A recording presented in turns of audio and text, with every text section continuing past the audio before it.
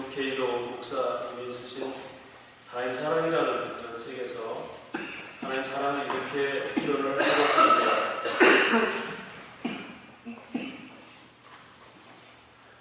우리 지금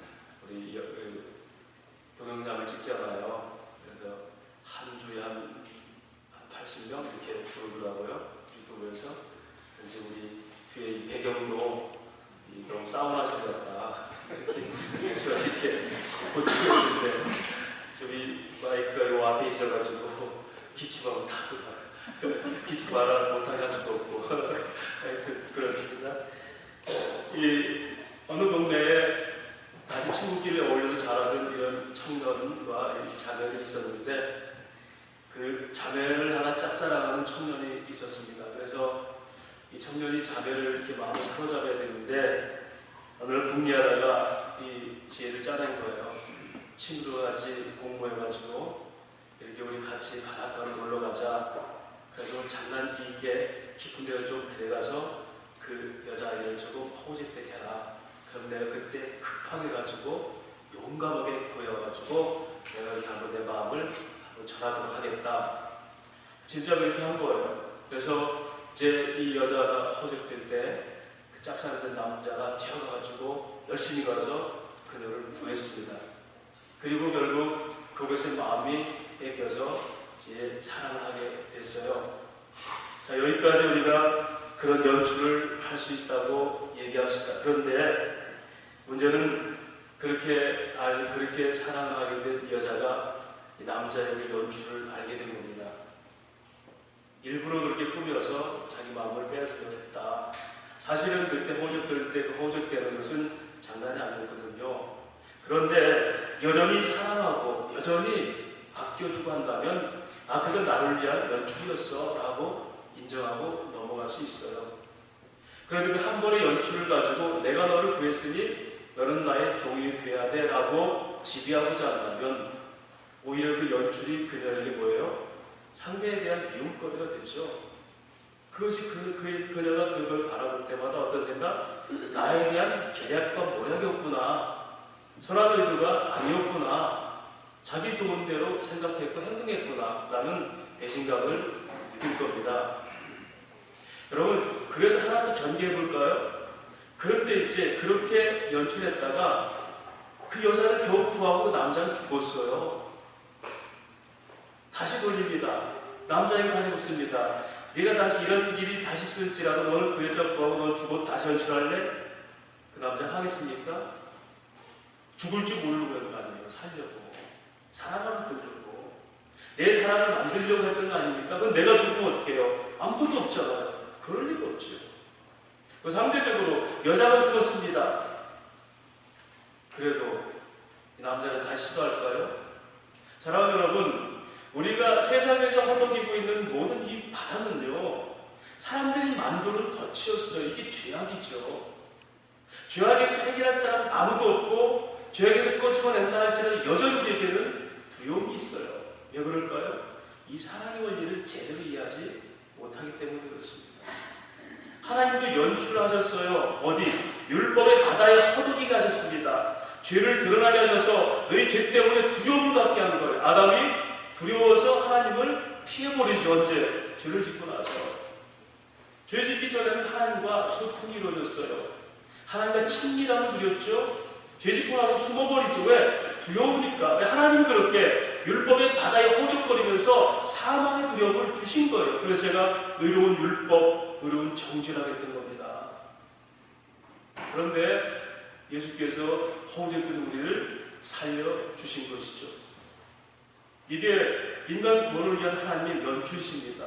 계획하신 대로 풀어가신 것, 역사하신 것, 이것이 구원의 은혜죠. 그런데 여러분, 그 신랑 되신 예수, 우리의 참 사랑이신 예수가 당신이 어떻게 하고 우리를 구했습니까? 그 청년처럼 나도 살고 너도 살고 네 사랑이 내게 쟁취하겠어라는 자기 집의 욕구로 아닙니다. 그분은 우리를 위해서 죽으시고 우리를 살리셨어요. 또 얘기합니다. 만약 이런 일이 또 벌어질 때 예수님께 묻습니다. 또 가서 저들을 위해 죽으실까? 죽습니다. 이것을 영원한 사랑이라고 합니다. 지배하고 누리고자 하는 사랑이 아니라 섬겨서 살리는 일, 이것이 기독교의 사랑이고, 요한일서 요한 사도는 그렇게 말하죠. 비로소 너희가 하나님의 사랑을 통해 사랑이 뭔지를 알았지 않느냐. 그 사랑을 하는 것이, 이것이 마땅한 일과 그리고 그것이 계명을 지키는 것이다. 세상 사람들도 얼마든지 감동적인 사랑을 할 수 있습니다. 그러나 그것이 누구 욕심? 자기의 출발한 자기의 욕구라면 이 역시도 참된 사랑이 아니죠. 율법이라는 것은 그렇게 하나님의 사랑이 뭔지를 적나라하게 드러내고자 하는 하나님의 연출이셨고, 율법 아래 걸렸던 우리들을 자유자로 아들로 삼으신 것이 그리스도 안에 회복된 성도의 신분입니다. 그래서 지난주 아들이냐 종이냐 라는 제목으로 말씀을 나눴죠. 아들이면 그 마땅히 후사를 누려야 되는데, 우리는 아들이라는 자격을 갖고 있으면 여전히 세상의 종이 되고 노예가 돼서 살지는 않는지. 오늘 바울은 그렇게 설명해요. 갈라디아 교인들에게 너희가 열심을 내라 그렇게 하는데 18절에 좋은 일에 대해 열심으로 사모함 받으면 내가 너희를 대하실 거야. 언제부터 그럽니다. 좋은 일에 대해서 열심히 내는 것은 얼마든지 아름다운 일이다. 그런데 너희는 지금 그 좋은 일, 즉 선한 일에서 벗어난 자들이다. 경계하는 자가 법칙 따라서 열심히 하고 그것이 우승이 돼서 멸관을 받는 것은 당연한 거죠. 그런데 법칙을 벗어나서 달렸고 그 열심히 내는 것은 헛된 것 아닙니까? 그래서 먼저는 너희가 어디 있는지를 너희 위치를 알고 돌이킬 건 돌이켜서 바른 일에 열심히 내는 것이 성도의 삶이다. 이것이 오늘 본문의 출발의 내용들이에요. 아들의 자격으로 출발한 우리들은 다시는 그래서 종이 되지 말아야 된다. 이렇게 얘기해요. 자기를 위한 사랑이 아니라 사람들을 살리게 하는 이 십자가의 연출, 이 십자가의 연출 안에서는 하나님만이 사용하시는 언어들이 있습니다. 진실, 진리, 참됨, 순결, 거룩, 신령, 정직, 안식, 평화, 영원. 이런 말들은 사람들에게 있는 게 아니에요. 사람들은 이런 말을 흉내낼 수 있지만 여전히 자기에서 출발한 이 욕구의 출발은 이런 말들을 사용할 가치가 없죠. 그 청년이 거룩하게 그 청년을 사랑했습니까? 진리 안에서 기뻐하며 사랑했습니까? 사랑은 진리와 기뻐하는 거라고 그랬어요. 정직하게 사랑했습니까? 자기 마음의 표출은 정직하게 했을지 몰라도 상대의 관계에서는 정직하지 못했어요. 우리는 내가 옳으면 다 옳다고 생각해버리는 거죠. 왜죠? 내 방식의 선악 구조를 갖고 있기 때문에. 언제? 죄진 이후로부터. 하나님이 원하시는 선의 구조가 아니라 내 생각대로 옳음이 선인 줄 생각하는 거예요. 이것이 인생의 다툼을 일으키잖아요. 같은 교회에 같이 성도의 삶을 살면서도 관점이 다른 겁니다. 왜요? 자기가 생각하는 선이 다르거든요. 그래서 교회는 오직 우리 관점이 아니라 하나님 말씀에 관점을 두는 것, 이것이 하나님 나라의 통치를 받는 교회의 속성이에요. 아무리 인간적으로 생각이 옳고 정직한 얘기를 할지라도 하나님 말씀에 맞느냐는 거죠. 이것이 계시 의존적 사고, 즉 하나님 말씀에 따라서 살아가는 성도의 삶의 정의가 됩니다. 그렇죠. 이렇게 하나님은 하나님의 언어들로 우리를 가르치시고 그렇게 행하시는 겁니다. 그래서 하나님 말씀하시는 사랑의 의미가 뭔지, 정의의 의미가 뭔지, 참된 안식이 뭔지, 정직하게 사는 게 뭔지, 에이렌의 평강이 뭔지를 제대로 읽어낼 때 우리는 세상의 열심이 아니라 하나님께 드려지는 열매의 열심을 살 수 있고, 이것만이 성도가 누리는 영원한 삶이다. 이렇게 말씀을 할 수 있습니다. 이렇게 하나님의 사랑만 내게서 확인된다면, 그것만 안다면 우리는 힘써 나는 삶을 살 수 있죠. 그래서 오세아서는 말합니다. 너희가 힘써 여호와를 알라. 새벽빛같이 그가 나타나리니. 에레미야에게는 말합니다. 하나님의 긍휼함과 그가 자비하심이 영원토록 있도다. 이것들이 아침마다 새로우니. 지금 상황들이 언제예요? 호세아 시대, 에레미야 시대, 어떤 시대입니까? 이스라엘 백성에게 지금 선포, 뭘죠? 심판에 대한 얘기를 한 후에요. 너희가 북방의 아수리에게 잡혀가서 모든 성전이 파괴되고 너희 자들이 길거리에서 칼로 죽고 너희 아녀들, 아내자들은 그들의 참녀가 되리라. 이렇게 하나님이 범죄한 이스라엘을 심판을 선포하면서도 여전히 선포하는 게 뭡니까? 그러나 하나님의 누군가 신 긍휼은 살아있다라고 얘기합니다. 그래서 보이는 그 심판과 아픔들 이거 보지 말고 그것의 목적이 뭔지 하나님을 알아라. 이 진리, 그 하나님 원뜻을 아는 것이 너희를 자유케 하리라. 기로스토 알레테리아, 진리가 있지니 진리가 너희를 자유케 하리라. 하나님을 아는 것이 너희를 자유케 하는 삶이다. 그래서 우리가 종이 아니라 하나님의 아들, 자유한 자로 사는 겁니다. 그래서 오늘 제목이 지배자냐 자유자냐. 내가 무엇을 행할 권한이 있을 때 나는 누구를 지배하기 위해서 내가 권한을 행사하는가? 나는 자유함으로써 오히려 자유를 반납하며 그를 살리기 위해서 권한을 행사하는가? 이것은 우리가 살아가는데 성경적인 삶에서 중요한 일입니다. 바로 예수께서 바울 사도가 오늘 그 일들을 하신 것을 본문은 나타나고 있습니다. 오늘 본문은 이렇게 3장, 우리 4장 10절까지 그런 교리, 즉 율법과 아들, 율법과 의 이런 게 설명한 사도 바울이 이제 오늘부터는 생활의 번개입니다. 어떻게 그 말씀을 가지고 살아가나. 그래서 먼저는 오늘 4장 12절부터 20절의 본문은 바울의 아주 강력한 호소가 나와 호소. 그 다음에 4장 21절부터 5장 1절까지가 이제는 종의 멍에가 뭔지를 알고 구별하여서 경계하고 바른 자유인의 삶을 살아라라고 이제 하는 것이 이 갈라디아서의 후반부의 내용입니다. 먼저는 참 진리에서 떠나서 율법주의에 빠져버린 갈라디아 교회들에게 바울이 두 단계의 호소를 하는 부분이 오늘 본문이에요. 먼저 12절 16절까지가 너희가 참 복음으로 다시 돌아와라. 이것이 바울의 첫 번째 호소고, 두 번째는 17절 20절까지가 선한 뜻으로 열심히 해야지 진리가 세워지지 않은 사람 열심은 아무것도 아니다. 그러면서 나는 너희가 진리 안에 세워지기까지 나는 해산한 수고를 아끼지 않겠다. 이것이 오늘 본문의 전체적인 내용입니다. 그다음 먼저 바울이 그들에게 호소할 때 먼저 뭐라고 얘기합니까? 오늘 말씀의 12절 보니까 형제들아 내가 너희와 같이 되었은즉 너희도 나와 같이 되기를 구하노라. 바울은 나와 같이 되라 그러면서 그 이유는 내가 너희와 같이 되었으니 라고 얘기해요. 에베소서 말씀 보면 전에 우리가 허물로 죽었던 우리를 살리셨고 그리고 우리도 그와 같이 죽었던 자들이라 이런 표현이 있어요. 너희가 죽었던 자들을 살리셨는데 나도 똑같이 그렇게 죽었던 자였다. 바울이 지금 이렇게 나와 같이 되라는 얘기는 내가 어떤 사람이었는데 어떻게 변했는지에 대한 진리에 대한 공유를 얘기하는 겁니다. 바울은 가르치는 사도예요. 사도지만 그들과 동등됨으로 진리의 혜택을 누리는 자로서의 고백입니다. 나도 너희와 같이 이렇게 진리를 배반하고 위반하고 하나님 대적하는 자들이었는데 이렇게 나는 이제 변했지 않느냐. 나도 똑같이 너희가 진리의 상태지만 나도 똑같은 사람인데 우리가 그 진리 안에 새롭게 됨을 경험했지 않느냐. 그래서 내가 너희와 같이 된 것처럼 너희도 나와 같이 되라 이렇게 얘기합니다. 여러분 오늘 갈라디아 교회들은 다시 그 그리스도 안에서 있는 구원을 가지고 할례를 받음으로 율법으로 돌아갔죠. 그 자유를 가지고 뭘로? 속박으로 들어간 거예요. 바울은 뒤바뀐 거꾸로 삶을 살았어요. 바울은 얼마만큼 자유로운 사람이냐면요. 사도행전 26장에 보면 바울이 이제 로마로 가서 판결을 받기 전에 이제 로마로 건너가기 전에 그 군봉왕이었던 아그리빠 왕 앞에서 신문을 받게 돼 있어요.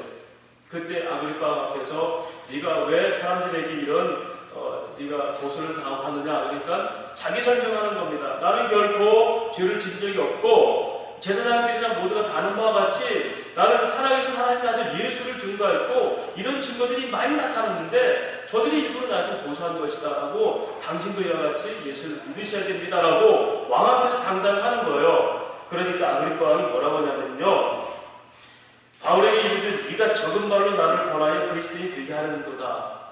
네가 지금 네가 생각하는 그 짧은 생각으로 나를 꼬셔서 내가 예수 믿게 하려고 하는도다. 바울이 이르되 말이 적으나 많으나 당신뿐 아니라 오늘 내 말을 듣는 모든 사람도 다 이렇게 결박된 것, 내가 죄수로 있는 묶인 것 외에는 나와 같이 되기를 하나님께 원하나이다. 여기서도 나와 같이 되기를 원합니다라고 했죠.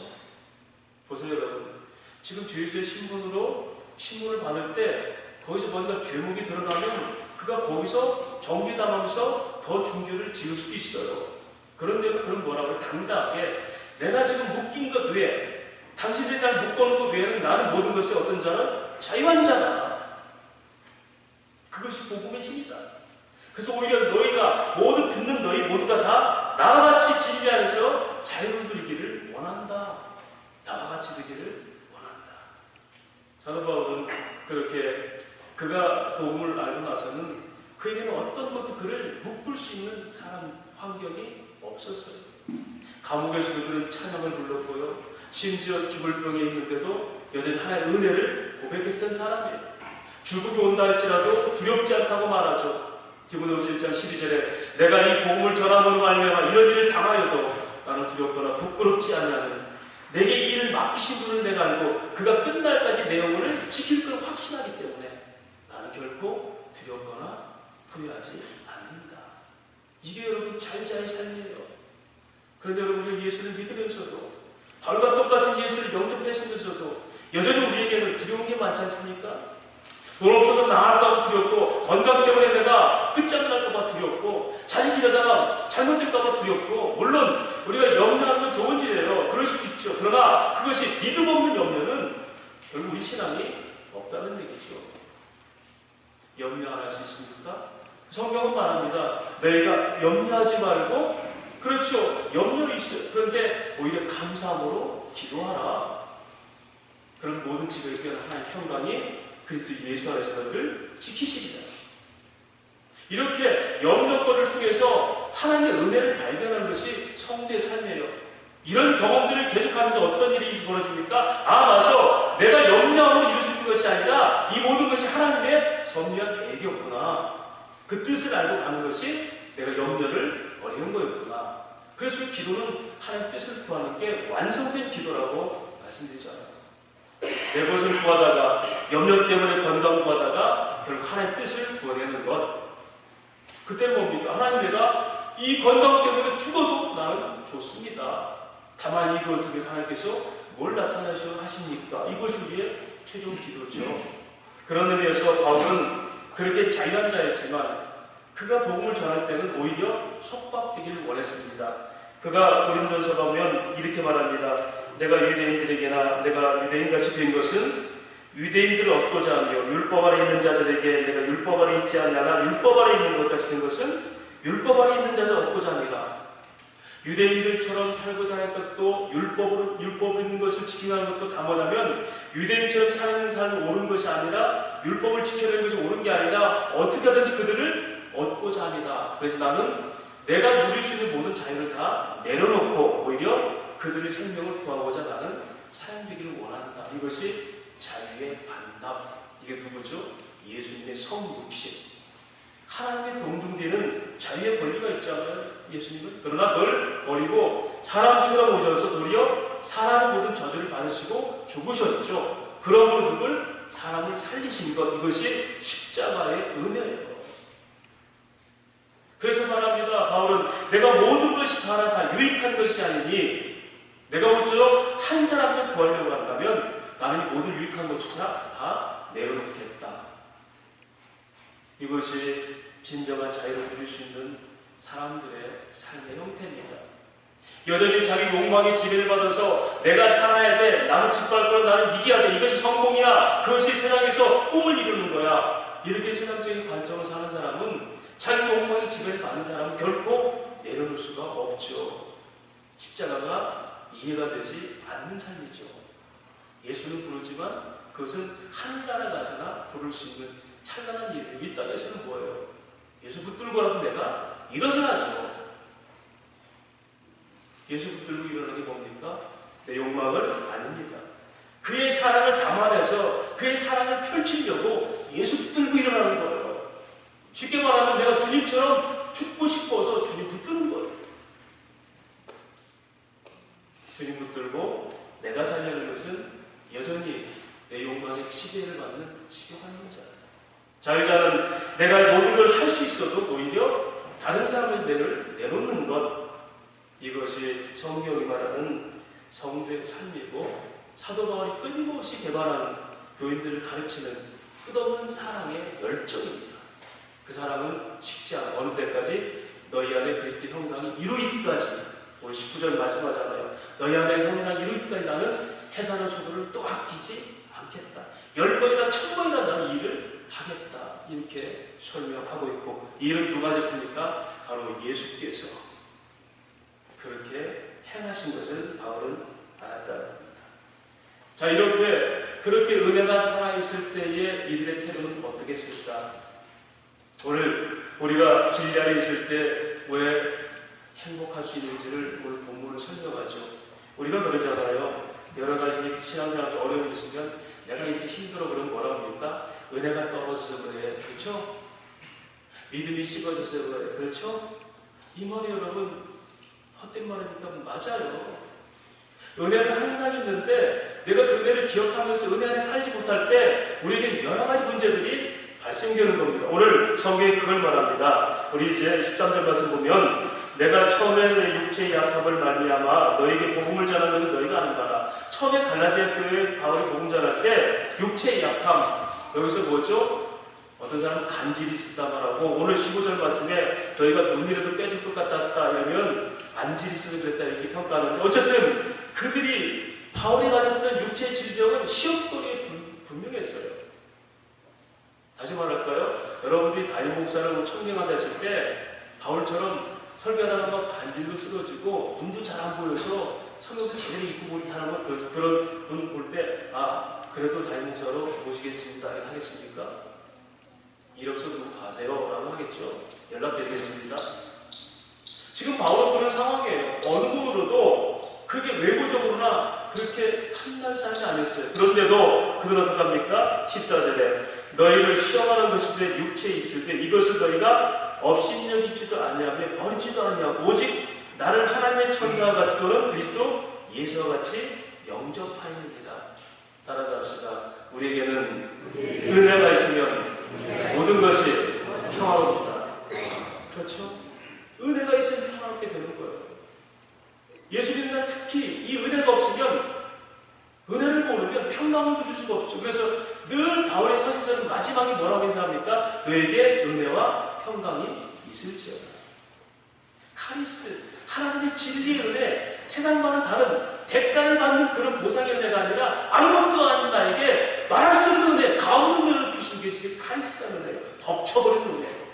그리고 에이른의 평강이라는 것은 우리가 꿈꾸지 못하는 새로운 평강, 그것이 뭐죠? 요한복음 14장에 내가 평안을 주니 내가 주는 평안은 세상이 주는 것과 다르다.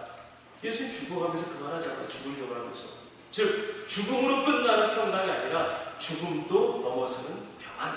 이것을 에이렌의 은혜와 평강이 있을지어다. 교회도 가정도 신령도요 이렇게 하나님 진리 은혜가 살아있으면요 우리가 평안을 누릴 수 있어요. 그래서 감옥에서도 찬양을 할 수 있고요. 물에 빠져 들어가면서도 여전히 찬양을 할 수 있고, 십자가 매달릴 속에서도 천사의 얼굴로 죽을 수가 있었죠. 누가? 스데반 집사가. 우리에게 은혜가 필요한 것은 문제거리가 만들어지지 않게 합니다. 바울은 그게 얘기했잖아요. 내 육체의 질병 때문에 너희가 시험에 들 수 충분히 있었는데 너희는 오히려 나를 천사와 같이 또 예수님과 같이 영접하였느니라. 그런데 그들이 참 복음을 버리고 소위 거짓 교사들에게 빠지고 난 뒤에 어떻게 되었습니까? 15절 말씀. 너희 복이 지금 어디 있느냐 이제. 지금 너희 그 복이 어디 있느냐. 내가 너희에게 증언하노니 너희가 할 수만 있었다면 너희 눈이라도 빼어서 내게 주었으리라. 그렇게 열정있고 열심히 했던 너희 그 사람들이 지금은 어디 있느냐. 여러분 여기서 너희 복이 어디 있느냐 이 복이 뭐가 있습니까? 세상적으로 말하면 복은 뭐라고 해요? 우리가 누릴 수 있는 걸 다 누린 걸 복이라고 하잖아요. 그런데 여기서 복은 뭐죠? 하나님의 은혜가 살아있는 복. 이걸 생명의 관계가 유지되는 복. 성경에 하나님께서 인간을 만드시고 복을 주셨다는 것은 생명의 관계를 이어줬다는 겁니다. 하나님이 보장하는 생명의 관계. 그런데 인간이 범죄가 나서 끊어져 버려요. 사망을 맛버렸어요. 사망을 입는 자가 아무리 누려도 그건 관계가 이루어지지 않습니다. 예수를 통해서 다시 이 회복된 것이 뭐죠? 생명의 관계. 관계가 회복된 것이 이게 복이에요. 이거 바라크. 경배하다, 찬양하다, 무릎 꿇다. 이건 뭐예요? 하나님 앞에 감히 누가 경배할 수 있어요? 오늘 저와 여러분이 지금 이 복을 누리는 게 뭔지 압니까? 하나님의 자녀로서 지금 하나님께 예배하는 게 하나님 백성의 복입니다. 할렐루야. 이것보다 큰 복이 어디 있어요? 나는 저희 하나님이고 저희는 내 백성입니다. 오늘 이들에게 바울은 말해요. 그 복이 어디 있느냐 지금 너희가. 눈이라도 떼어줄 만한 은혜가 넘치는 그 시대, 하나님 사랑이 사랑잡던 진리에 충만한 그 복을 너희가 지금 어디 있느냐. 그들이 왜 이 복을 버렸을까요? 16절. 그런즉 내가 너에게 참된 말을 함으로 원수가 됐느냐. 내가 너에게 바른 복을 전한 것이 들으여 원수거리가 됐지 않느냐. 말씀드렸죠? 이어령 교수가 했던 말, 한국교회 위기가 아니라 문명의 위기라고요. 바이오테크놀로지, 과학의 신학을 덮어버렸다고요. 인문학 신학을 지배하고 있잖아요. 사람의 이성과 생각들이 신학을 지배해버리고 포스트 모더니즘, 절대 진리가 부정되잖아요. 성경이 이렇게 말씀했다면 안 믿지만 스마트폰에서 검색하고 나오면 믿잖아요. 성경책은 이제 고리타분하잖아요. 누가 돋보기 속에 청취해 봅니까? 수없이 스마트폰만 열면 무궁무진한 정보가 들어오는데 성경 보고 하면서도 스마트폰 확인하더라고요. 예루살렘 책 어디지? 참 목사님 틀린데요. 확인하는 것 같아서 확인하세요. 틀릴 수도 있죠. 뭘 믿는 겁니까? 정보를 줄 수 있어도 그 정신을 줄 수 없어요. 여러분에게 지식이 충만해져서 내 삶에 풍성한 그런 판단을 줄 수 있어도 그것이 가져온 행복감을 누릴 수 없어요. 하나님 우리에게 그 근원을, 그래서 그것을 뭐라 합니까? 너희에게 생수가 넘쳐리다. 마르지 않는 생수가 넘쳐리다. 이것이 하나님 말씀의 은혜라고 했어요. 생명수가 넘치는 것. 내가 주는 물은 결코 목마르지 않냐. 이것이 하나님 말씀의 진리라고 했어요. 이것이 끊어진 게 뭐죠? 바른 말씀 전한다고 듣기 싫은 거예요. 그래서 여러분께서 했던 것처럼 말씀대로 듣는 시대가 바로 혁명의 시대요, 저항의 시대입니다. 오늘날 기독교가 바로 살기 위해서는 시대에 저항할 줄 알아야 됩니다. 세상 사람들 끊임없이 자기 중심으로 살고 자기가 지배하려고 사는데 여러분은 지배당하기를 원하는 거, 이것이 어찌 세상이 이해할 수 있는 겁니까? 그래서 세상의 저항의 시대가 말씀을 듣는 성도의 삶이요, 이것이 기독교입니다. 그분은 왜 교회 안 왔어요? 자기 딸에게 전도되기 전까지는 나는 예수도 좋아하고 예수도 믿고 싶지만 교회에까지 못 가게. 왜? 그런 예수를 증거하는 교회가 없기 때문에. 그랬던 분이 이제는 지성에서 영성으로 이제는 뭐예요? 믿음의 전도사가 되는 거예요. 그래서 하는 말이 그러잖아요. 이제 우리가 세상적 관점에서 기독교가 아니라 기독교가 말하는 기독교를 이제는 붙잡아야 돼요. 이것이 뭐예요? 말씀을 듣는 시대가 혁명의 시대예요. 말씀을 들어내는 것이 정의 시대다. 사랑하는 여러분, 그들은 그렇게 복음을 듣고 복음이 뭔지도 알았어요. 우리가 1장 설명장 했잖아요. 성령의 역사와 그 행하심이 너희가 받고, 그래서 예수가 십자가에 죽으심으로 너희가 구원의 은혜를 눈으로 봤지 않느냐. 그렇게 누렸던 그들이 왜 떠났죠? 그 복음이 레디칼 너무 진부한 거예요. 어떻게 하나님만 우리가 따라 살 수 있겠느냐. 광야에서 이스라엘 백성들이 했던 얘기 아닙니까? 가나안 땅에 들어가서 먹고 살기 충분하니까 가나안 땅에 신들을 섬겼던 바로 이스라엘 백성들 얘기 아닙니까?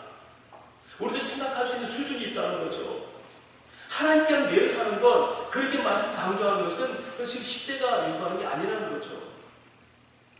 그런 의미에서 오히려 바울이 끊임없이 예수에는 구원이 없다, 율법은 아무 의미가 없다라고 얘기해도 오히려 율법을 할례를 행함으로 이방인들 그들이 유대인처럼 유대인이 되고 싶은 거예요. 그걸 그들이 약속했거든요. 유대인들이 너희가 이방인이지만 너희가 할례까지 받으면 천국도 가고 진짜 유대인이 된다라고 하니까 그들이 그걸 기뻐한 거예요. 그래서 육체의 자랑에 빠지려고 예수만으로 구원받는데 유대인의 할례를 따라 행한 거예요.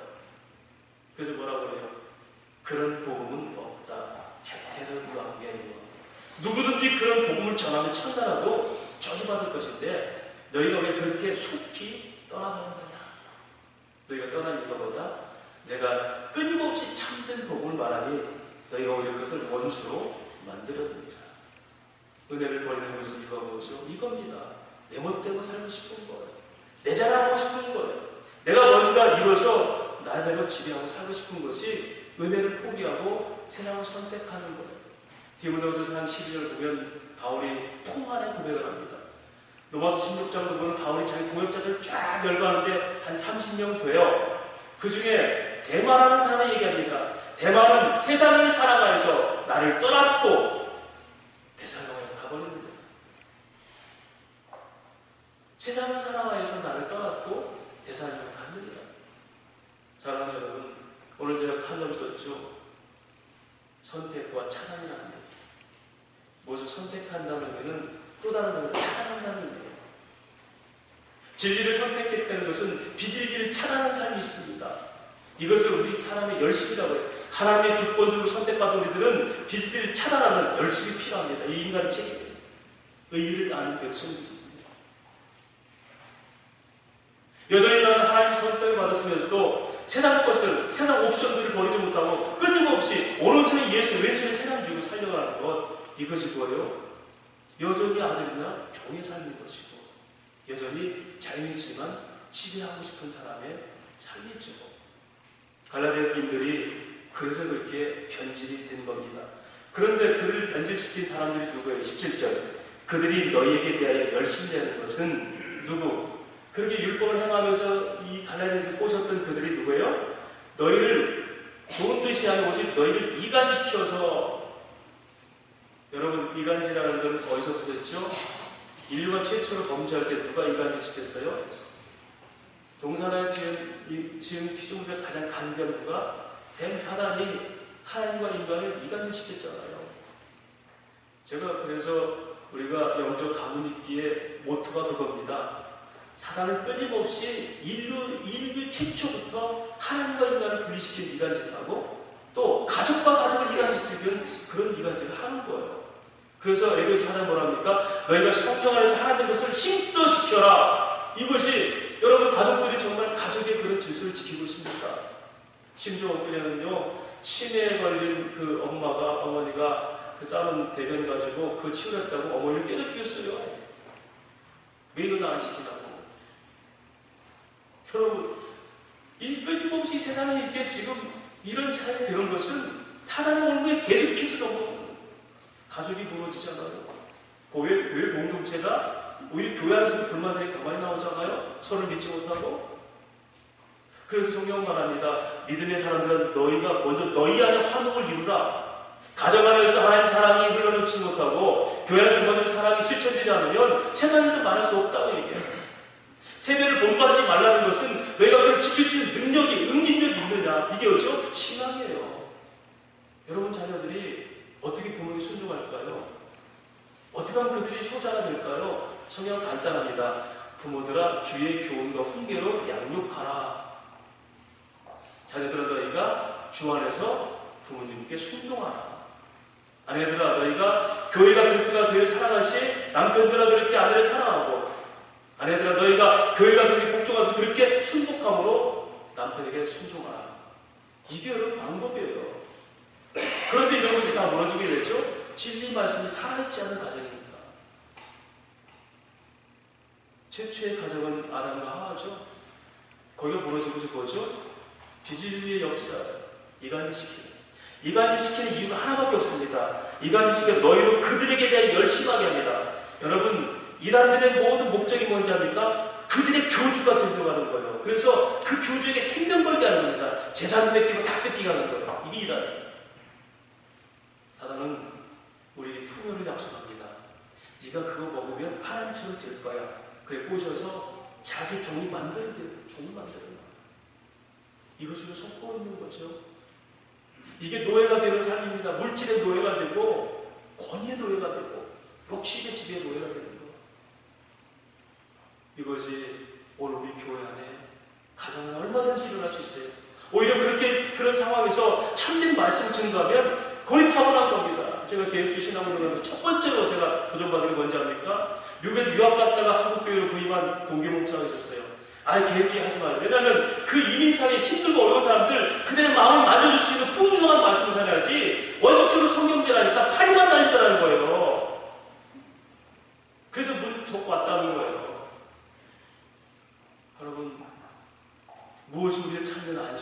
아니겠습니까? 좋은 것에 선한 것에 열심내는 것, 이건 아름답다고 했어요. 오히려 그들이 그렇게 유혹했던 것은 자기들에게 열심히 내서 결국 뭡니까? 단무스 닭밭을 빼먹는 게 이단들 아닙니까? 교주들. 그걸 지금 사단이 역사하고 있고 아침부터 저녁까지 분전이 뛰는데 뭐는 없어요? 돈은 버는 것 같은데 평안은 없어요. 그래서 이 서양 사람들은요 6개월 동안 열심히 돈 벌어가지고 전화도 없고 전기도 안 들어오는 저 미개한 섬에 가서 3개월 동안 쉬고 오잖아요. 모든 걸 누리던 그들이 아무것도 없는 곳에 이게 인간의 안식이에요. 안 갖춰줘서 우리가 행복하지 않은 게 아니라 에덴 동산은 완벽한 동산이었는데 뭐 때문에 죄를 지었죠? 환경이 좋지 않을 것 같아요? 환경만 좋아지고 우리 하나님 잘 살 것 같아요? 이건 사람이 속이는 거예요. 우리 안에 있는 근본적인 내가 지배하고자 하는 욕심은 이 주의 가능성들은 우리가 무엇으로도 행복하지가 못하게 만들어요. 그래서 끊임없이 그게 노예가 되게 하는 거죠. 결국은 내가 지배당하는 것이 아니라 내 욕심에 내가 지배당하는 거예요. 그런 의미에서 오늘 이 갈라디아에 말하는 바울의 이 통하는 모습, 너희가 왜 그리 돌아갔느냐? 우리 진리의 말씀이 너희가 나를 원수가 되게 만들었느냐? 하나님의 사랑이 너희에게 원수가 되게 만드느냐? 그런 사람보다 내가 늘 짜릿하고 쾌감 있는 사랑 하고 싶습니다. 그것이 정욕의 욕심이라 이렇게 말하죠. 그러면서 18절 좋은 일에 대해서 열심으로 상모함을 받으면 내가 너희를 대하실 뿐 아니라 언제든 좋다. 즉 진리 안에서 열심히 하는 건 얼마든지 좋다. 그러나 나의 자녀들아 19절 너희 속에 그리스도의 형상 이름까지 다시를 위해서 해사는 수고를 아끼지 않겠다. 말씀 시간이라는 것을 정리하겠습니다. 여러분 해산하는 수고가 뭐죠? 여인이 아이를 낳을 때 아픔이죠. 남자들은 경험 못해 와서 잘 모르지만요. 한번 그 정말 힘들게 해산하는 그런 그 옆에 있는 남편들은 어떤 때는 머리털이 다 뽑힌다고 그랬죠. 힘드니까. 여러분 예수님께서 말씀하신 해산이 뭘까요? 첫 번째 아담은 어떻게 했어요? 그 복음이 선포됐죠. 약속이 선포돼서 불구하고 그가 죽어버렸어요. 뭘로? 죄로. 그래서 영적으로 죽은 자를 다시 살리는 게 뭐죠? 해산입니다. 이게 누구죠? 마지막 아담인 예수가 오셔서 회복시키신 것. 이것이 해산의 수고로 우리가 잉태된 하나님 나라 백성이고 그의 자녀입니다. 그런데 이렇게 자녀로 태어난 우리가 끊임없이 우리가 하나님 배반하고 떠난다고 하나님을 그 한 번으로 끝나겠습니까? 그 끊임없는 사랑을 성경은 이렇게 설명하죠. 사랑은 참고 견디며 바라는구나. 이게 고린도서 13장 10절 말씀입니다. 하나님은 우리가 얼마든지 하나님 배반할 수 있다고 알아요. 우리에게 선한 걸 추구하는 것보다 악한 걸 추구하는 게 더 많다 알아요. 바울이 지금 그 얘기하는 거예요. 하나님께서 나를 참으신 것처럼 나도 끊임없이 너에서 다시 또 해산할 수고를 하겠다. 어디까지죠? 19절 말씀. 나의 자녀들아 너희 속에 그리스도의 형상을 이루기까지. 사랑하는 여러분, 다음 주에 똑같은 본문으로 목사와 성도 그리고 참 복음의 교회가 뭔가 설명할 거예요. 목회자는 어떤 위치고 성도는 어떻게 살아야 되고 목회자 성도 관계는 어떻게 되고 그래서 참된 복음의 교회를 이루면 뭘까? 똑같은 본문을 할 겁니다. 여기서 여러분 목사의 직이 뭔지 압니까? 어느 순간까지라도 성도들이 그리스도 안에서 형상 이루기까지 끊임없이 해산을 수고하지 않고 말씀을 증거하는 것이 이게 목사의 사명이에요. 배반해도 또 다시 그것밖에 목사가 할 일이 없어요. 이게 바울의 얘기입니다. 왜 그럴까요? 끊임없이 그에게 누가 하나님께서 참고 견디시고 바라심으로 그를 살리신 것처럼 나도 너를 위해서 그렇게 하겠다. 이것이 갈라디아에 관한 사도 바울의 호소입니다. 말씀을 정리하겠습니다. 우리가 여러분 복음을 알고 정말 하나님의 역사를 뭔지 알고 심지어는 성령의 역사를 경험한 사람들 많아요. 그럼에도 불구하고 우리의 욕심이 지배하면 얼마든지 신앙을 버립니다. 외면합니다. 그런 분들은 절대 하나님 떠났다는 얘기 안 해요. 나는 언제든 하나님 알고 있었다고 얘기해요. 그런데 누구? 자기식이 하나님을 알고 있었고 선한 일에 열심이 아니라 내 욕심에 열심을 내버린 삶이에요. 이것까지만 하나님 기다리시면 내가 이제 가겠습니다는 얘기하죠. 그런데 성경은 말하죠. 탕자가 집을 나간데 결국 행복할 수가 없다고. 하나님과 관계에 끊어진 어떤 사람도 결국 행복할 수가 없다고. 그렇다면 왜 하나님께서 세상에 내보냈습니까? 그런 의미에서 갈라디아 교회에 한 바울의 고백은 그거예요. 내가 지금 떠나 있으나 오히려 말씀을 바로 전하는 것이 원수가 하겠으나 나는 끊임없이 나는 일을 하겠다. 그렇게 기다리시는 분은 사도 바울의 능력이 아니었고 그를 끝까지 견디고 참아주신 하나님의 역사를 아는 거죠. 이 은혜를 아는 사람들은 어느 순간에도 은혜 앞에 올 줄 알고 또 때를 따라 돕는 은혜가 필요해서 갈급할 때만 두고 하나님께 나올 수 있습니다. 이것이 바로 신앙의 갈망, 열정 이렇게 얘기합니다. 그래서 이렇게 열어놓은 것을 은혜 보좌라고 얘기했는데 히브리서 4장 15절 16절은 이렇게 말합니다. 우리에게 있는 대제사장은 우리의 연약함을 동정하지 못할 리가 아니요 모든 일에 우리와 같이 시험을 받으신 자로되 우리 모든 시험 나는 것을 받았다고 그래요. 죄는 없으십니다. 그러므로 너희 모든 시험을 다 아시는 분이 그러므로 우리는 긍휼함을 받고 때를 따라 돕는 은혜를 얻기 위하여 은혜의 보좌 앞에 담대히 나아갈 것입니다. 할렐루야. 이것이 바로 은혜의 보좌가 어딥니까? 예배 장소입니다. 말씀을 묵상하는 시간들입니다. 거룩한 갈망함으로 기도하는 시간입니다. 이 은혜의 보좌는 언제든지 열려있고 하나님 그렇게 우리를 죄를 통해 슬퍼하게 하시기도 하고 죄를 통해 두려움도 주시게 하고 또 은혜를 듬뿍 주어서 말씀의 찬란함도 느끼게 하셔서 끊임없이 우리 하나님께로 붙들받게 하는 역사를 행하십니다. 이 하나님의 관리하심이 오늘 우리에게 있다는 사실 너를 내가 결코 버리지 아니하시리라. 언제까지? 사도 바울이 갈라디아 교회에 했던 것처럼 그리스도의 형상이 이루기까지 즉 온전한 모습으로 하늘나라 올라가기까지 나는 너희와 함께 끊임없이 내가 해산을 주고 십자가 사랑을 끊임없이 보여주리라.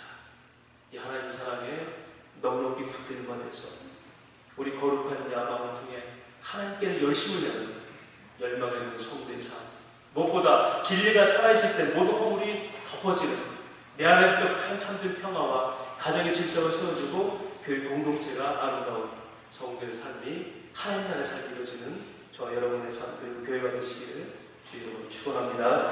하나님 아버지 은혜를 감사합니다.